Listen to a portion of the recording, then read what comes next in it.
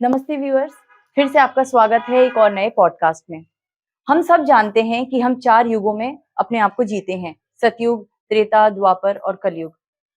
ज़्यादातर हमने या आपने हम सब ने सुना है कि कलयुग अभी लाखों वर्ष का है, जबकि मुझे नहीं लगता कि इसमें कोई सच्चाई है, क्योंकि कहा जाता है कि युग सिर्फ 5000 साल के होते हैं और फिर 5000 साल के बाद ये युग परिवर्तन होता है और अब शायद ये समय है परिवर्तन का। तो हम क्या वाक़ई में परिवर्तन की ओर हैं? क्या हम वाक़ई में 3D से 5D में शिफ्ट हो रहे हैं? अब आप सोचेंगे 3D और 5D क्या है? एक्चुअली हम डायमेंशंस की बात कर रहे हैं। अगर हम हिंदी में कहें तो युग और इंग्लिश में कहें तो डायमेंशन। तो आज हम इस टॉपिक पर डिटेल में बात करेंगे और आज हमारे साथ हैं हमारे expert Praveen Bhatia sir. Praveen sir इस 3D और 5D के कांसेप्ट को बहुत अच्छी तरीके से समझ पाए हैं और बहुत अच्छे से समझा पाते हैं। तो आज के हमारे एक्सपर्ट हैं प्रवीण सर। तो चलिए इस पूरे टॉपिक को डिटेल में उनके साथ डिस्कस करते हैं कि कैसे हम युग परिवर्तन की ओर बढ़ रहे हैं और क्या सच में हम सतयुग की ओर बढ़ रहे हैं। प्रवीण सर, आपका बहुत-बहुत स्वागत है। Thank you very much. Sir, हमने जनरली सुना है कि युग परिवर्तन होते हैं। हम सब ने सुना है कि 4 युग होते हैं, सतयुग, त्रेता, द्वापर और फिर कलयुग। और अभी जैसा मैंने आपकी वीडियोज़ में देखा, आप कहते हैं कि हम शिफ्ट होने वाले हैं, यानी कि युग परिवर्तन होने वाला है। लेकिन लोगों का मानना है कि कलयुग तो अभी लाखों वर्ष का बचा हुआ है। तो आप कैसे कह सकते हैं कि युग परिवर्तन होने वाला है? जी, ये बहुत अच्छा क्वेश्चन है। इसके 2 पार्ट हैं। मैंने शब्द यूज़ किया है युग परिवर्तन क्योंकि ये शब्द पॉपुलर था। व्हेयरएज़ रियलिटी में कॉन्शसनेस शिफ्ट नेक्स्ट चेतना के नेक्स्ट आयाम पे जा रही है। अगर मैं कहता आयाम परिवर्तन तो लोग कन्फ्यूज़ हो जाते, तो इसलिए मैंने ये शब्द यूज़ किया। वास्तविकता में चेतना नेक्स्ट आयाम पे जा रही है और हम धरती पे जो रिलीजन है, इनकी बहुत सारी टीचिंग समय के साथ मैनिपुलेट हुई हैं। इसी टीचिंग में एक है कि युग का समय। इंडिया में महान योगी हुए थे श्री युक्तेश्वर गिरी, ऑटोबायोग्राफी ऑफ योगी परमहंस योगानंद जी ने लिखी, उनके गुरु थे। उन्होंने उस समय बताया था कि कलयुग खत्म हो चुका है, द्वापर युग हो चुका है। 18 सेंचुरीज़ में जब लाइट भी नहीं थी, तब उन्होंने बताया था कि आने वाले समय में कितने टेक्नोलॉजिकल एडवांसेस होंगे। सो एनीवे जो कलयुग का जो कॉन्सेप्ट है ये डिस्प्यूटेड है, क्योंकि कई लोग मानते हैं कलयुग खत्म हो चुका है। और इसका जो सेकंड पार्ट है 4,32,000 साल की अवधारणा, ये कहाँ से आई? ये धर्म का मैनिपुलेशन है। अगर महाभारत का जो काल द्वापर युग वो इतना हज़ारों सालों में था, तो ये लाखों में कैसे हो गया? Hmm, hmm, that hmm. Is a manipulation. और ये सिर्फ़ हिंदू धर्म में नहीं है, सभी धर्मों में है। आप अगर इस्लाम की बात करो, तो वो कहते हैं कभी प्रलय होगी या जजमेंट डे होगा, हिसाब होगा। कब होगा? जब एक-एक कब्र से 70-70 हज़ार मुर्दे निकलेंगे। ओहो! सो दैट मीन्स इतना लंबा समय बता दो जो किसी ने सोचा भी ना हो। अगर हमारी जनरेशन आज की 4,32,000 साल किसने देखे हैं? 70-70 हज़ार मुर्दे कब निकलेंगे? ये हमारी रियलिटी कॉन्शसनेस क्रिएट करती है। उस रियलिटी में एक मैनिपुलेशन का बीज डालना, दैट इज़ अगर ये लोग समझ सकें तो हम इस कॉन्शसनेस शिफ्ट को बहुत आसानी से जल्दी से कर सकते हैं। ओके। तो सर, आपका जो मानना है, जैसे मैंने आपकी वीडियोज़ में देखा, आप कहते हैं कि अभी हम 3D में हैं और हम 5D में शिफ्ट होने वाले हैं। 3D को आप क्या कलयुग से कंपेयर करते हैं या 3D का क्या मतलब निकाला यस, जाए? It is beyond that. सतयुग और कलयुग की अवधारणा के भी बियॉन्ड की ये धारणा है, इसीलिए मैं कहता हूँ कि ये आयाम का परिवर्तन है।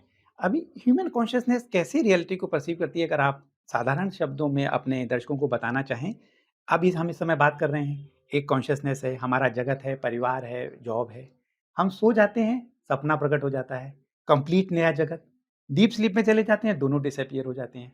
क्यों? एक ही कॉन्शसनेस 3 रियलिटीज़ क्रिएट करती है जिसको हम परसीव करते हैं।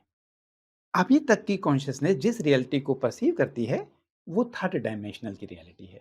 इसके बियॉन्ड फोर्थ है, लेकिन मैं 5D क्यों कहता हूँ? ये क्वेश्चन होगा। हुँ। मरने के बाद का जो जीवन है, वो इसी से जुड़ा हुआ है। हम जीवन-मरण के चक्र में फँसे हुए हैं। कॉन्शसनेस एक नई रियलिटी को परसीव करती है मरने के बाद। इन दोनों से अगर हम मुक्त हो जाएँ, दैट इज़ 5th डी। तो दैट इज़ व्हाई इसको हम 5th डी कहते हैं। तो फिर 4th डायमेंशन वो कहाँ रह गई? कहाँ रह गई? क्योंकि अगर हम थर्ड में होते हैं या फोर्थ में होते हैं शरीर के साथ, या मरने के बाद का जो जीवन है, इसमें हम इसमें थोड़ा-सा एक अंतर है। थर्ड डायमेंशन हम इसलिए कहते हैं क्योंकि यहाँ पे हम स्पेस और टाइम में बंधे हुए हैं। हम एक समय में एक ही जगह हो सकते हैं और एक इसके मूव नहीं कर सकते। अगर कहीं डिस्टेंस है तो टाइम ट्रैवल करना पड़ेगा। एक स्पेस और टाइम में एक जगह हो सकते हैं। फोर्थ डायमेंशन में स्पेस और टाइम की बाउंडेशन नहीं है। हुँ, वो हुँ, हुँ। सूक्ष्म शरीर होता है। तो बिकॉज़ ऑफ दैट, लेकिन फिर भी वो इसी का पार्ट है। दोनों मिलके हम एक जेल में हैं, मैं अक्सर ये कहता हूँ, अगर इस जेल से हम बाहर निकल जाएँ, वो चेतना का नेक्स्ट स्तर है। तो जितना आपकी बातों से मैंने समझा वो मुझे ये क्लियर जो जो मैं समझ पा रही हूँ आप थोड़ा से क्लियर कीजिए कि 3D ये है जहाँ हम इस शरीर के साथ अभी बैठे हैं, राइट? और 4D वो है जहाँ हम अपने सूक्ष्म शरीर के साथ होते हैं। यानी कि अगर हम कहें तो सोने के बाद जो हमारे सपने होना या हमारे आउट ऑफ बॉडी के एक्सपीरियंस होना, वो 4th डायमेंशन में होती है, राइट? जी। हम इसको इस तरह भी कह सकते हैं क्योंकि हमें सूक्ष्म शरीर के जो अनुभव होते हैं, वो सिमिलर टू मरने के बाद क्योंकि हमारा सूक्ष्म शरीर ट्रैवल भी करता है, एस्ट्रल ट्रैवल या एक्स्ट्रल एक्सपीरियंसेस जो होते हैं, वो उसके सिमिलर हैं। और नॉर्मली लेकिन 4 डायमेंशन टर्म्स इस श में यूज़ होता है मरने के बाद का जीवन। अच्छा, यस। ओके। लेकिन दोनों मिलके ही इस जेल को बनाते हैं। अच्छा, तो कायदे से हम भी इस समय जेल में हैं और 5th डी यानी कि 5th डायमेंशन में जब हम जाएँगे तो हम इस जेल से आज़ाद हो जाएँगे। बिल्कुल। और ये जेल जो है ओरिजिनल की कॉपी है। हुँ, हुँ। असली जो ब्रह्मांड है, ये उसकी कॉपी है। ये उसकी कॉपी जैसे सिमुलेशन होता है, फ्लाइट सिमुलेटर है, तो उसमें फ्लाइट का जो असली फ्लाइट नहीं होती लेकिन उसकी एक कॉपी है। ये जगत उसकी कॉपी है कुछ एक्सपीरियंसेस करने के लिए और क्या अंतर है 3D और 5D में मोस्ट इम्पोर्टेंट क्वेश्चन होगा, इस सिमुलेशन में हम वो हमारी कॉन्शसनेस एक्सपीरियंस कर पाती है जो अदरवाइज़ पॉसिबल नहीं है ह्यूमैनिटी के लिए। और आप सोचो कितने दर्द का अनुभव हो, बीमारी का अनुभव हो, बिछड़ने का अनुभव, कमी का अनुभव, ब्रह्मांड में अनंत है। किसी चीज़ की कमी नहीं है, बीमारी नहीं है, लेकिन उसका एक्सपीरियंसेस करने के लिए सिमुलेशन टाइप का एक जेल बनी हुई है। और ये जेल में जब हम फँस गए तो इसलिए फँस गए क्योंकि यहाँ पे इसका रूल है कि जब तक हम इसको पूरी तरह एक्सपीरियंस नहीं कर पाएँगे, तब तक ये टूटती नहीं है। क्योंकि हमारी कॉन्शसनेस उस रियलिटी को कंटीन्यूअस क्रिएट करती रहती है। तो सर ये सिमुलेशन जो है आपने बताया ये क्रिएट ही क्यों किया गया? कुछ ये जो एक्सपीरि चक्रव्यूह कह सकते हैं ना इसे हम? Yes, yes. ये चक्रव्यूह बड़ा अच्छा क्वेश्चन है। चक्रव्यूह इसलिए क्रिएट किया गया क्योंकि कुछ एक्सपीरियंसेस करने की फैसिलिटी नहीं थी। अगर किसी को ये कहा जाए कि ब्रह्मांड में अनंत है, तो वो कहता है मैं तो नहीं मानता। कैसे एक्सपीरियंस करें कि पीड़ा क्या है? कैसे लोग सेपरेशन में जी सकते हैं, अगर सब कुछ एक है तो? उसको फैसिलिटेट करने के लिए हमारी कॉन्शसनेस का ये एक सेगमेंट है जो धरती पे 3 डायमेंशनल का जीवन है।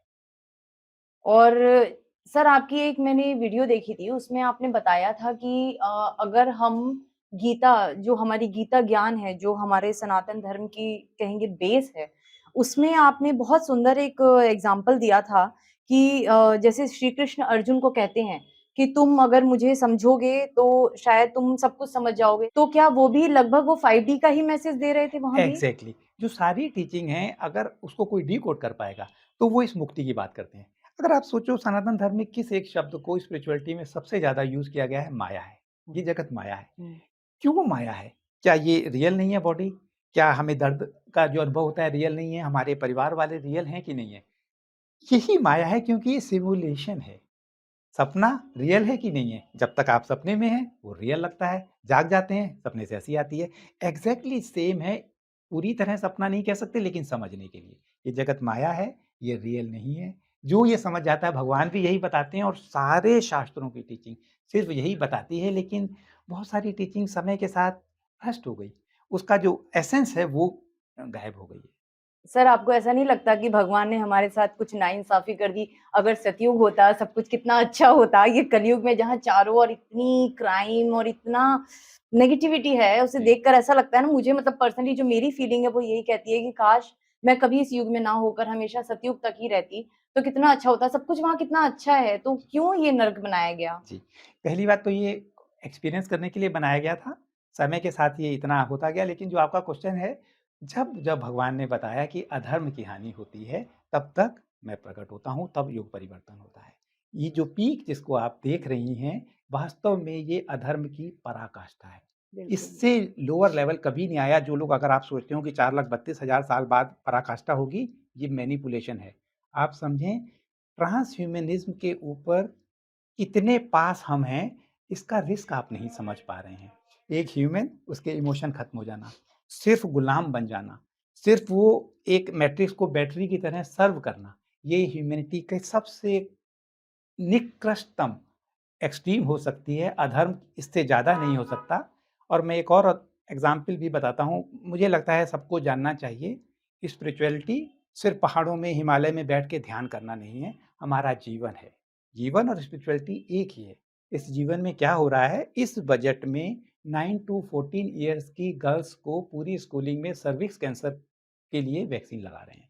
इससे पहले हमने ये वैक्सीन देखी है। ट्रांसह्यूमनिज्म को इम्प्लीमेंट करने के लिए इनफर्टिलिटी को बढ़ावा दिया जा रहा है। ये अच्छा। जानना, और ये बहुत डार्क एजेंडा का हिस्सा है।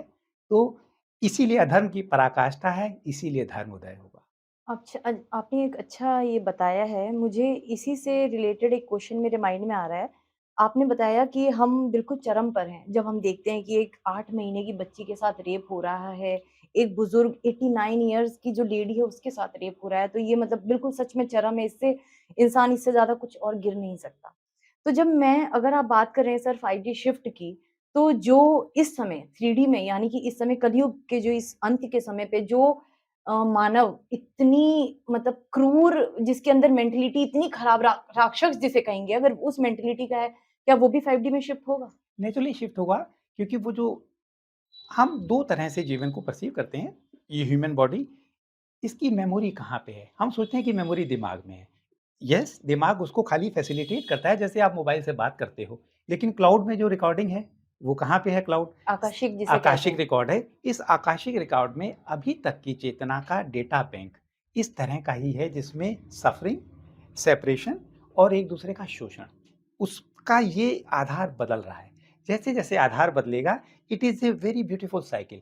हम चेंज हो रही है कॉन्शसनेस, आधार बदल रहा है, उस आधार को वो लोग रीड कर रहे हैं जो अभी स्पिरिचुअलिटी में आप मान सकते हो कि नहीं आए। हुँ, इस तरह ये साइकिल बदलती जा रही है।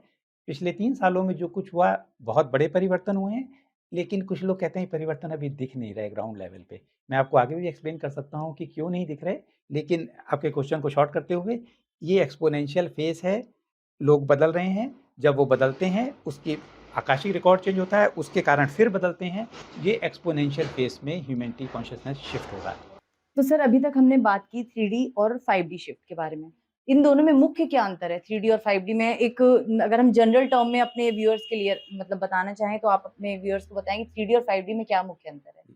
3D और 5D में इतना बड़ा अंतर है कि इसको कंप्रीहेंड ही नहीं कर सकता हमारा logical mind. It is beyond that dimension, क्योंकि माइंड जो है वो कॉन्शसनेस का ही हिस्सा है। कॉन्शसनेस नेक्स्ट लेवल पे जा रही है। जो ये कॉन्शसनेस अभी तक अगर इतना परसीव करती थी, इसके बियॉन्ड की जो ये एक डायमेंशन है। फिर भी लोगों के दिमाग में कुछ तो क्वेश्चन होंगे, आपका अगर हर थॉट मैनिफेस्ट हो, तो वो युग कैसा होगा? उस युग में क्या आपको नौकरी करनी पड़ेगी? क्या आप बीमार होगे? क्या आप किसी दूसरे का शोषण कर सकते हो, जब ये अंडरस्टैंडिंग के बाद कि सारा जगत एक ही है, कोई इसके बाहर नहीं है। तो ये डायमेंशंस हैं, और इस डायमेंशंस के लिए एक रिक्वायर्ड प्योरिटी चाहिए। जब आपके थॉट मैनिफेस्ट होते हैं, तो कि आप किसी का अहित ना कर सकें, इसके लिए कॉन्शसनेस तैयार हो रही है, और ये बहुत बड़ी पावर है। इस पावर के साथ रिस्पॉन्सिबिलिटीज़ जुड़ी हुई हैं। इसी को मैं कहता हूँ कि ह्यूमैनिटी स्वधर्म का पालन करने के लायक की चेतना में आ रही है। वो हुँ। स्वधर्म किताबों का लिखा हुआ नहीं, कि इस किताब में लिखा है कि सिर ढको, इस किताब में लिखा है सच बोलो, नहीं। जो रिक्वायर्ड है स्वधर्म है, उसको पालन करने की चेतना तैयार हो रही है, वही नेक्स्ट चेतना का स्तर है। तो लॉजिकल माइंड इसको कॉम्प्रिहेंड नहीं कर सकता, लेकिन जितना अच्छा आप सोच सकते हो, लोग पढ़ाई नौकरी करने के लिए नहीं, अपनी क्रिएटिविटी के लिए करेंगे। पूरा समाज, जॉब की रिक्वायरमेंट नहीं है, अबंडेंस है, हर एक के लिए ज़रूरत से ज़्यादा है, ऐसी डायमेंशन है वो। अच्छा सर, मैं अपने इस टॉपिक से हटकर आपसे एक क्वेश्चन करना चाहूँगी। जैसे मैंने इससे पहले एक वीडियो बनाया था, एक पॉडकास्ट किया था अपने एक एक्सपर्ट के साथ, उसमें हमने बात की थी आत्मा की। हम सब आत्मा हैं, राइट? इस बॉडी में हम सिर्फ़ अपना पार्ट प्ले करने आए हैं। मैंने उसमें अपने एक्सपर्ट से पूछा था कि आत्मा कोई तो बहुत अमीर घर में जन्म ले रही है, कि कोई एक गरीब परिवार में जन्म ले रही है, रोड के साइड में पल-बढ़कर वहीं शरीर छोड़ रही है। तो एक आत्मा एक बहुत रिच फैमिली में गई, सारी सुविधा उसको जब से वो पैदा हो रही है, golden spoon in the mouth जिसे कहेंगे उसे मिल रही है। एक आत्मा उस रोड के साइड पैदा होकर, उस धूल की ज़िंदगी में जीकर वहीं खत्म, उसे कुछ पता ही नहीं कि अच्छा और बुरा क्या है। तो ये क्यों होता है? इतना डिफरेंस क्यों है? जी, ये एक सिमुलेशन है। हुँ, इसको समझने का सिर्फ़ एक ही तरीका है कि एक भी कोई हीरो है, हम फ़ेमस हीरो का नाम लेते हैं अमिताभ बच्चन। जी। अलाप मूवी में बहुत गरीब बना, अस्थमा हुआ और वो इलाज नहीं करा सकता था। इसी मूवी में बहुत रिच बना, दीवार या जंजीर में। तो इसमें से कौन-सी बात, क्या फ़र्क पड़ा उस अमिताभ को? कुछ भी शायद कुछ भी नहीं तो रोल प्ले था। एग्ज़ैक्टली। इन सिमुलेशन में हर एक कुछ एक्सपीरियंसेस करने के लिए इस सिमुलेशन में आया है, गरीबी एक एक्सपीरियंस है। अभाव एक एक्सपीरियंस है, और बहुत अमीर होके एरोगेंट होना, पावर को यूज करना एक एक्सपीरियंस है। उसकी आत्मा ने इस एक्सपीरियंस को करने का संकल्प लिया, या उसकी डिजायर थी, वो डिजायर यहाँ पे प्रकट हुई। और इसको मैं कर्म के हिसाब से ही बता सकता हूँ, जैसे कर्म का सिद्धांत सारे धर्मों में है। कर्म सिर्फ मेमोरीज हैं, सिर्फ डिजायर्स हैं। किसी से बदला लेने की डिजायर, तो ऐसे सर्कमस्टांसेस बना दिए जाएंगे आपके लिए कि आप उससे बदला ले सको। और रिच होने की डिजायर, ये सारी डिजायर हमें इसी लूप में रखती हैं। पहला क्वेश्चन था कि सिमुलेशन से बाहर क्यों नहीं निकल पाते। जब तक सिमुलेशन में एक भी डिजायर है तो सिमुलेशन कंटिन्यू करेगा, क्योंकि कॉन्शियसनेस उस रियलिटी को क्रिएट करने के एफर्ट करती रहेगी। Okay. So it is only experience. अमीर होने का या गरीब होने का, सड़क के किनारे होने का, इससे कोई भी फर्क नहीं पड़ता, क्योंकि वो सिर्फ एक रोल कर रही है। तो यानी आत्मा हर एक्सपीरियंस को फ़ील करना चाहती है, जीना चाहती है, जब तक वो उस एक्सपीरियंस को फ़ील नहीं करेगी, शायद वो नेक्स्ट स्टेप पर जा नहीं पाएगी। एग्जैक्टली कुछ लोगों के वो इवोल्यूशन का सहारा बनता है। इसीलिए बीमार होना भी कोई बुरा नहीं है, वो एक एक्सपीरियंस है, पीड़ा का एक एक्सपीरियंस है। और आपने 2 बार रेप शब्द यूज़ किया, रेप और उसकी सफरिंग का भी एक्सपीरियंस है, जिसके साथ होता है प्रोबब्ली वो उससे इवॉल्व हो जाता है, वो कभी दोबारा इसको नहीं करता। तो ये हुँ, दोनों हुँ। सब एक्सपीरियंसेस हैं। अभी तक की कॉन्शियसनेस इस इवोल्यूशन के फेज़ से जब जाती थी, बहुत स्लो प्रोसेस है, कोई भी मुक्त नहीं हो पाता। कुछ डिज़ायर इस बैगेज के साथ वो धरती पे पैदा हुआ, और कुछ उसने उनको काम किया, कुछ और बन गई। तो ये तो बढ़ती जा रही है। इसीलिए कॉन्शियसनेस शिफ्ट में सारी मेमोरी ह्यूमैनिटी की इरेज़ होने वाली है। अब ये it's a good news, it's not a bad news. इस न्यूज़ से आप अपनी सारी डिज़ायर्स के सीड्स जो हैं, वो सारे बर्न हो जाएँगे, और आप ज जन्म और मृत्यु से मुक्त हो। और मैं आपको गारंटी से बता सकता हूँ, हम एक ट्रांज़िट फ़ेज़ में हैं, 5th डायमेंशन अभी प्रकट नहीं हुई। इसके फ़ेज़ में अभी भी कोई चाहे तो वो कर्म से मुक्त हो सकता है। अभी तक चॉइस है। आप मानना चाहते हैं, कर्म को मानें, पुराने स्लो प्रोसेस से इवॉल्व हों, या आप मुक्त हो जाएँ हमेशा के लिए। ये अभी हो चुका है। हुँ, हुँ। जो भी बच्चे धरती पे इस समय पैदा हो रहे हैं, वो पुरानी मेमोरीज़ के बर्डन से मुक्त हो रहे हैं, क्योंकि शिफ्ट के हम बहुत पास आ चुके हैं। अच्छा सर, अभी हम जब शिफ्ट्स की बात कर रहे हैं, डायमेंशंस की बात कर रहे हैं, तो एक और क्वेश्चन मेरे माइंड में आता है कि अगर हम सतयुग को देखें, तो सतयुग हर तरफ सुख, शांति, मतलब राजाओं वाली ज़िंदगी, अच्छे सुंदर से गोल्डन के महल, कोई वॉयलेंस नहीं है। लेकिन अभी कलयुग में हम देखें तो इतनी आत्माएँ हैं, मतलब पॉपुलेशन की अगर आप बात करें तो पॉपुलेशन मतलब कंट्रोलेबल नहीं है, और सतयुग में पॉपुलेशन बहुत कम होती है। तो अगर हम शिफ्ट हो रहे हैं, तो जो इतनी आत्माएँ हैं वो उस युग में कैसे जाएँगी? फिर तो वहाँ भी पॉपुलेशन का भंडार हो जाएगा जी, उस युग में। ये इस ब्रह्मांड में अनंत है। इसको आप कॉम्प्रिहेंड नहीं कर सकते। एक छोटा-सा सोलर सिस्टम में हम हैं, और उस लॉजिकल माइंड से हम सोचते हैं कि धरती पे इतने लोगों के लिए पर्याप्त नहीं है। हम लोग सिटी के लोग हैं। सिटी के लोग पॉपुलेशन का एक्सप्लोजन देखते हैं, क्योंकि गाँव के सर्कमस्टेंसेस खराब हैं। लोग शहरों में जॉब करने आते हैं, और हमें हर जगह भीड़ दिखती है और संघर्ष दिखता है। धरती पे अभी की सिचुएशन में भी ओवर पॉपुलेटेड नहीं है। सेकंड पॉइंट है, मैं थोड़ा-सा टच करता हूँ, ये कंट्रोवर्शियल टॉपिक है, मैं ज़्यादा इसको नहीं छेड़ना चाहता। मूवी में अगर एक सिमुलेशन है, इस सिमुलेशन को मूवीज़ की तरह अगर हम देखें, तो बैकग्राउंड में कुछ कैरेक्टर चाहिए होते हैं जिनका कोई रोल नहीं होता। किसी भी मूवी में देखो, 2 सेनाएँ लड़ रही हैं, पीछे सैनिक खड़े हुए हैं। There is no nothing to do. Important character है, बाकी भीड़ है उसको रियल बनाने के लिए। These are called NPCs, non playing characters. इस रियलिटी को बनाने के लिए इसमें जो ये कैरेक्टर्स हैं, ये कैरेक्टर डिसअपीयर हो जाएँगे, because they are android, they are not human, they are just background, इस रियलिटी को क्रिएट करने के लिए। तो हुँ, बस इतना ही जानना काफ़ी है। They will okay. Disappear simply. अच्छा सर, अभी आपने बात की शिफ्ट की, तो आप ये भी बताएँ, क्लियर करें कि कैसे कोई अपने आप को 3D से 5D चेतना की ओर ले जा सकता है? यस, ये शिफ्ट हो रहा है। इस हुँ, शिफ्ट को अभी खाली फ्रंट रनर फ़ील कर पा रहे हैं। पूरी ह्यूमैनिटी फ़ील नहीं कर सकती। अगर आप भी इसको, जो लोग देख रहे हैं, अगर कुछ लोग जो रेज़ोनेट कर रहे हैं, व्हाई दे आर रेज़ोनेटिंग? क्योंकि उनके अंदर का जो समय है वो उसको अट्रैक्ट करता है। बहुत सारे लोग हो सकता है इसको अभी नकार दें। वो कुछ लोग जब फिज़िकली हो जाता है तब मानते हैं। तो बहुत बड़ी पॉपुलेशन अभी इसके बारे में नहीं जानती है, लेकिन फ्रंट रनर इसको फ़ील कर रहे हैं। तो उनका क्या काम है? ये जो आकाशिक रिकॉर्ड चेंज हो रहा है, अपने आप की कॉन्शियसनेस को बदलना। इसके लिए जो भी टूल हैं, सारा ज्ञान आपके अंदर है। अभी तक की जो कॉन्शियसनेस है वो बाहर ढूँढती है सच को, सच अंदर है। तो अंदर अंतर्मुखी हों, उसमें ध्यान की कोई अच्छी प्रैक्टिस हेल्प करती है। और इसके अलावा अब ये धरती शिफ्ट हो चुकी है। मैं आपको बता रहा हूँ, रिसेंटली ये जो धरती का आधार है, ये अबंडेंस में आ चुका है। तो अपने निर्णय को देखें कि मैं ये निर्णय जो ले रहा हूँ या ले रही हूँ, वो असुरक्षा पे बेस्ड है, या अगर अबंडेंस होती तो मैं ये निर्णय लेती। ये काम कर सकते हैं। हमारी थर्ड आई जो है, सिर्फ ये सच को जान सकती है। डुअलिटी से हम सच को नहीं जान सकते। ह्यूमैनिटी जो कॉन्शियसनेस शिफ्ट है, इसमें अर्थ की वाइब्रेशन इतनी फाइन होती जा रही है कि जो लोग इससे ट्यून्ड हैं, वो उनकी थर्ड आई एक्टिव हो रही है, रादर सबकी हो रही है। तो थर्ड आई तो एक्टिव हो गई मान लो, लेकिन उन्हें पता नहीं है, किसी अंग को कभी यूज़ नहीं किया, तो वो एक तरह से सो रहा डेड है, पड़ा हुआ है। डेड पड़ा हुआ है। तो उसकी थोड़ी-सी एक्सरसाइज़ करनी पड़ती है। थर्ड आई की एक्सरसाइज़ है, कभी भी ब्लिस का अनुभव हुआ है, क्योंकि ये जो हमारा ऑर्गन है पिनियल ग्लैंड, यहाँ से डीएमटी सीक्रेट होती है। तो ज़िंदगी में कभी किसी को ब्लिस का अनुभव है, उसको याद करें, तो ये उसकी एक्सरसाइज़ है, वो उनको एक्टिवेट करने में मदद करेगी। तो अगर ये सब काम करेंगे, और डर से, और मैप ऑफ कॉन्शियसनेस एक है, मेरे चैनल में पढ़ा है या आपको पता होगा, उस मैप में देखें कि वो कहाँ पे हैं। अगर किसी तरह का अपराध बोध है, गिल्ट है, जो इस मैट्रिक्स का मूल स्वभाव है, हर एक के अंदर एक किसी न किसी तरह का गिल्ट और अपराध बोध रखा जाता है।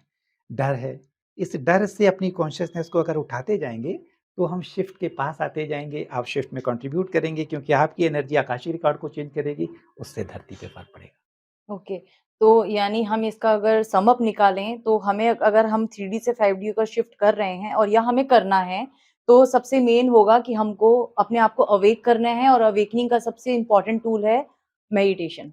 जैसा मैं अपने हर वीडियो, हर पॉडकास्ट में यही कहती आई हूँ कि अगर हमें स्पिरिचुअली अवेयर होना है, उस परम शक्ति के साथ अपने आप को जोड़ना है, तो हमारे पास सिर्फ़ और सिर्फ़ एक हथियार है जिसे हम कहते हैं मेडिटेशन। जैसा आपने भी बताया कि मेडिटेशन जिससे हम अपनी थर्ड आई एक्टिवेट करते हैं, उसके थ्रू ही हम स्पिरिचुअलिटी में और आगे अपने आप को बढ़ता हुआ पाते हैं या हम अपने आप को अपने नेक्स्ट लेवल पर देख पाते हैं। और ध्यान की भी बात होती है, तो आजकल लोग यूट्यूब है या किसी ना किसी बिना किसी टेक्निक के ध्यान की प्रैक्टिस करते हैं। ध्यान इतना आसान नहीं है, मैं आपको गारंटी से बता सकता हूँ। यम, नियम, आसन, प्रत्याहार, धारणा, प्राणायाम, इसके बाद जो ध्यान प्रकट होता है। आप बिना किसी टेक्निक के अगर ध्यान करने की कोशिश करते हैं, तो कई बार टाइम वेस्ट हो जाता है। अच्छा है कि ध्यान की शुरुआत किसी एक अच्छी टेक्निक से करें, ताकि इस कम समय में हम इसको समय वेस्ट ना हो, हम कम समय में ध्यान में पहुँच सकें। तो सर अभी तक जैसा हमारा टॉपिक है, हमारे व्यूअर्स तो समझ ही चुके हैं कि हम 3D से 5D की ओर जो मूव ऑन कर रहे हैं उसके ऊपर है। तो जैसे अगर हम 3D से 5D की ओर जा रहे हैं, तो इसमें सबसे मेन चैलेंजेस क्या आ रहे हैं? ये चैलेंजेस सबसे बड़ा तो ये है कि एक ऐसे शब्द की बात होती है जिसके बारे में शास्त्रों में कोई वर्णन नहीं है। अगर उस शब्द का वर्णन नहीं है, तो इमीडिएटली पहला रिएक्शन होता है कि ऐसा कैसे हो जाएगा? जब आप नकार देते हो, क्योंकि कॉन्शसनेस रियलिटी क्रिएट करती है, तो आप एक तरह से उसमें बाधा बनते हो। तो लेकिन अगर आप रेज़ोनेट कर रहे हो, तो सेकंड चैलेंज आता है कि परिवार के लोग हमारे नहीं मान रहे। हम उनको कैसे बताएँ, हम तो शिफ्ट होना चाहते हैं, हमारे सर्कमस्टेंसेस सूट नहीं करते। ये सेकंड चैलेंज है। कॉन्शियसनेस जब स्लो लेवल में इवॉल्व होती है, एक बच्चा पैदा होता है इस परिवार में, इतना कम इवॉल्व होता है कि उसकी कॉन्शियसनेस सेम रियलिटी को अभी तक प्रकट करती रहती है पूरे जीवन मरने तक। लेकिन अब हम बहुत फास्ट फेस में हैं। इसका मतलब ये है कि हमारे फ्रेंड सर्किल या रिश्तेदार भी, अगर हम शिफ्ट कर जाएंगे, तो वो रियलिटी में हो सकता है कि वो हट जाएं। उसको छोड़ने का साहस, अपने सर्कमस्टांसेस को बदलने का साहस, कंफर्ट जोन भी एक चैलेंज है। उस ये सारे चैलेंजेस हर एक फेस करता है। इस स्पिरिचुअल जर्नी इतनी कंफर्टेबल नहीं है जैसा लोग मानते हैं। ये ट्रांजिशन है। आप ट्रांसफॉर्म हो रहे हो अपने पुराने ज़ोन से नए ज़ोन में। तो इन दैट केस ये सारे चैलेंजेस सबको फेस करने पड़ते हैं, but they are for a very good reason. तो डरने की कोई बात नहीं है, पूरी तरह हम लोग आगे बढ़ सकते हैं। तो सर आपने बताया कि जब हम किसी भी चीज़ में मूव ऑन करते हैं तो चैलेंजेस तो होते हैं। तो जो 5D की ओर जो जो हम जा रहे हैं तो इसके मुख्य लक्षण क्या होंगे? यानी इसके सिम्पटम्स कैसे पता चले कि हम 5D की ओर मूव ऑन हो रहे हैं? इसके 2 फेज़ हैं, प्रिपरेशन और होना। हम अभी प्रिपरेशन के फेज़ में हैं, लेकिन फिर भी लॉजिकल माइंड है। पहले मैंने कहा कि लोग नकार देते हैं, तो वो सुनना चाहते हैं कि क्या चेंजेज़ हैं, हम कैसे पता लगे? अर्थ की जो एक फ्रीक्वेंसी है, इसको शूमन रेजोनेंस कहते हैं। आप इसको देखो कि ये कैसे बदल रही है। आज से 3-4 साल पहले मैंने बताया था कि धरती पे सोलर फ्लैशेस स्टार्ट होंगी, तब लोगों ने ये शब्द नहीं सुना था। आज न्यूज़ में और टीवी की न्यूज़ में भी आने लगा है कि सोलर फ्लेयर आई थी, और वो इस मैग्नीट्यूड की आई थी, और ये मैग्नीट्यूड हर बार बढ़ता चला जा रहा है। सोलर फ्लेयर क्या करती है? हमारे जो सेल्स हैं इनमें लाइट को एब्जॉर्ब करने का एक थ्रेशोल्ड है। अभी तक वो उससे ज़्यादा एब्जॉर्ब नहीं कर सकती थी। जब सोलर फ्लेयर आती है तो हमारे सेल एक्सपेंड होते हैं, लाइट को कुछ घंटे के लिए एब्जॉर्ब करते हैं। कलयुग क्या है? अंधकार। लाइट इसको दिखा रही है। तो ह्यूमन बॉडी तैयार हो रही है तो सोलर फ्लेयर लगातार आ रही हैं, ये एक संकेत है। और जब अगर आप सुनते हैं हर बार की सोलर फ्लेयर पिछली मैग्नीट्यूड से अब की बार ज़्यादा आई थी। तो अब आप सोचें कि अगर ये बढ़ती जाएगी, तो आप अपने आप को कैसे तैयार करेंगे? सोलर फ्लेयर हमारे न्यूरॉन्स को एक्टिवेट कर रही है। धरती पे अभी तक 2.2% सिर्फ न्यूरॉन की एक्टिविटीज़ थी। अब ये पिछले 6-7 महीनों में बढ़ के 4% हो रही हैं। इतनी तेज़ी से एक्स्पोनेंशियल हो रहा है। आने वाले समय में आप सोचो एक ह्यूमन अगर ये 4% से 8% हो जाएगी, तो वो कैसे होगा? इसी तरह हमारा डीएनए एक्टिवेशन स्टार्ट हो गया जो अभी 10% सिर्फ माना जाता है, बाकी 90% जंक, ये भी इम्प्रूव हो रहा है। तो ये सारे संकेत हैं शॉर्ट में जो ये बता रहे हैं, ये परिवर्तन हो रहे हैं। तो व्यूअर्स, जैसा अभी अभी तक आपने प्रवीण सर को सुना कि कितनी इनकी लेवल है, मतलब 5D को समझने की और हमें समझाने की कितना अच्छा ये प्रयास कर रहे हैं। तो अगर आप प्रवीण सर को और ज़्यादा सुनना चाहते हैं, इनके द्वारा बनाए गए वीडियोज़ को और देखना चाहते हैं, तो आप इनके चैनल पर विज़िट कर सकते हैं। युग परिवर्तन 5D शिफ्ट ज़रूर जाइए और देखिए, सर के इतने इंटरेस्टिंग वीडियोज़ हैं और आपको भी बहुत नॉलेज मिलेगी उससे, सर से आप जुड़ सकेंगे। तो सर अभी फिर हम अपने टॉपिक पर आते हैं। तो जैसे आपने बताया कि हम 3D से 5D में शिफ्ट कर रहे हैं, तो स्पिरिचुअल लोग कैसे इसमें अपना रोल प्ले कर रहे हैं? इस 5D में जो हम शिफ्ट हो रहे हैं, तो 3D से 5D का ये जो ट्रांज़िशन है, इसमें हम जैसे जो स्पिरिचुअल लोग, मैं अपने आप को पता नहीं स्पिरिचुअल कहूँ या ना कहूँ, लेकिन हाँ, मुझे अच्छा लगता है ये सब कुछ। तो स्पिरिचुअल लोग किस तरीके से अपना रोल प्ले कर रहे हैं जी, इसमें? आपने बड़ा अच्छा क्वेश्चन पूछा है क्योंकि ये स्पिरिचुअल वर्ड भी बहुत ब्रॉड अम्ब्रेला में है। आपने अपने आप को स्पिरिचुअल कह के बोला है, तब मैं इसका उत्तर कुछ और देता। अदरवाइज़ धरती पे इतना मैनिपुलेशन है कि बहुत सारे फेक गुरुज़ जो सो कॉल्ड स्पिरिचुअल पीपल हैं, they are not interested into awakening. क्यों? क्योंकि हायरार्कीज़ का सिस्टम उन गुरुज़ को पसंद नहीं आता। लेकिन मुझे आपकी बात बड़ी अच्छी लगी कि स्पिरिचुअल हमारे जैसे स्पिरिचुअल, मैं अपने आप को स्पिरिचुअल मानती हूँ। हम ही क्रिएट कर रहे हैं बिकॉज़ हमारी डिज़ायर क्रिएट करती है। हमारी डिज़ायर इस अधर्म से अ, थक चुकी है। Exactly. Our consciousness is creating this reality, इसमें हम कंट्रीब्यूट कर रहे हैं और आने वाले समय में ये सो कॉल्ड जो गुरु, हीलर और डॉक्टर बेरोज़गार होने वाले हैं। हाँ, राइट, क्योंकि 5D में उनकी कोई उनकी ज़रूरत कोई ही नहीं ज़रूरत ही है, नहीं है। क्योंकि हम बीमार नहीं होंगे तो डॉक्टर भी नहीं होंगे, राइट?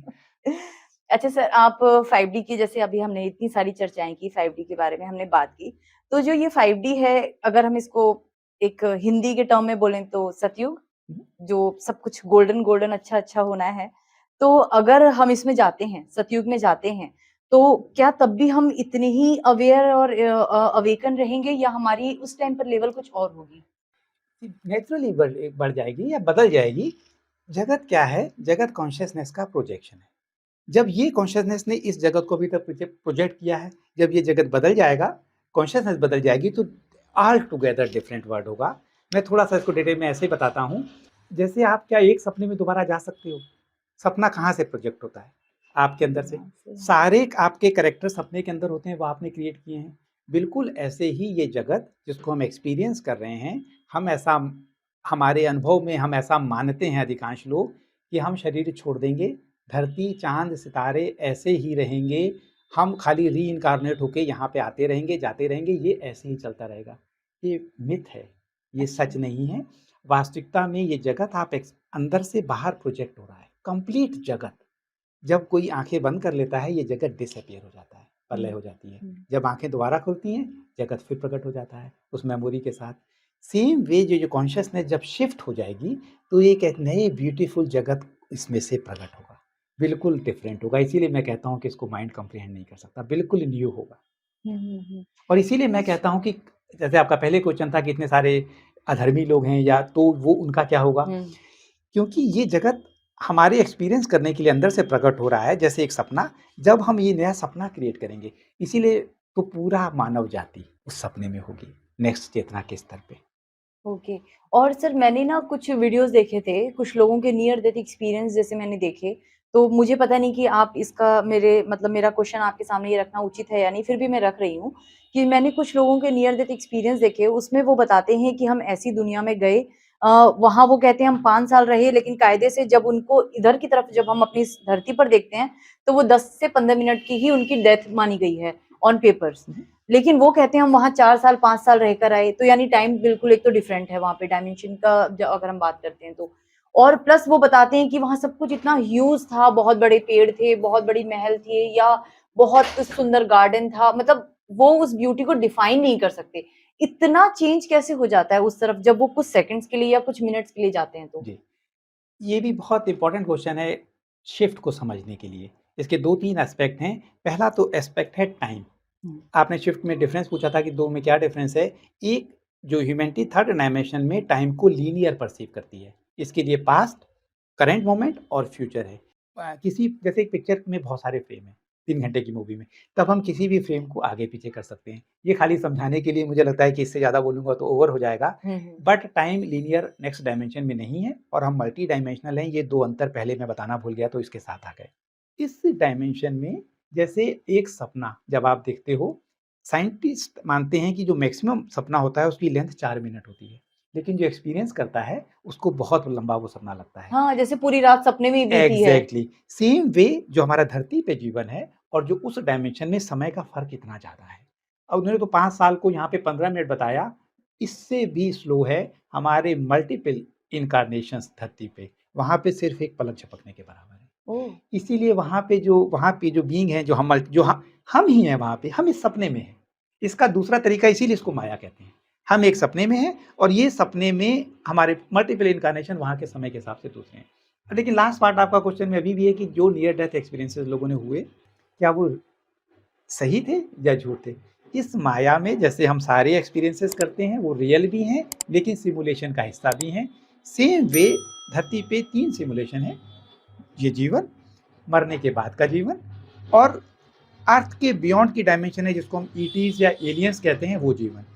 वो तीनों पास-पास आते जा रहे हैं। इससे पहले की मेरे पेरेंट्स को इन सब बातों में पता नहीं था, लेकिन अब ये शिफ्ट हो रहा है, इसलिए ये पास आ रहे हैं। इसी तरह जो नियर डेथ एक्सपीरियंसेस हैं, क्या वो सिमुलेशन का हिस्सा हैं या वो वास्तव में एक्सपीरियंसेस हैं? ये क्वेश्चन मैं आपके ऊपर छोड़ता हूँ। सर, जैसे अब हम ऑलमोस्ट अपने खत्म होने के वीडियो के एंड पे चल रहे हैं। बस आपसे एक क्वेश्चन और मैं करना चाहूँगी कि जैसे अभी आपने बताया कि हम शिफ्ट की ओर हो रहे हैं, और हम जैसे मैंने अभी आपके सामने एक क्वेश्चन रखा था कि इस 3D शिफ्ट में, मतलब 3D डायमेंशन में, जो हम एज़ ए स्पिरिचुअल बीइंग अगर अपने आप को लेते हैं, तो जो हमारा पार्ट है वो है लोगों को अवेयर करना। जब हम 5D में शिफ्ट हो जाएँगे तब वहाँ हमारा क्या रोल हो सकता है? मतलब क्या होना चाहिए, आपको क्या लगता है? यस, इस क्वेश्चन को जैसे मैंने पहले कहा था तो लोग ये भी सोचेंगे मैंने कहा वहाँ पे जॉब नहीं है, बीमारी नहीं है, तो क्या हम बोर नहीं हो जाएँगे?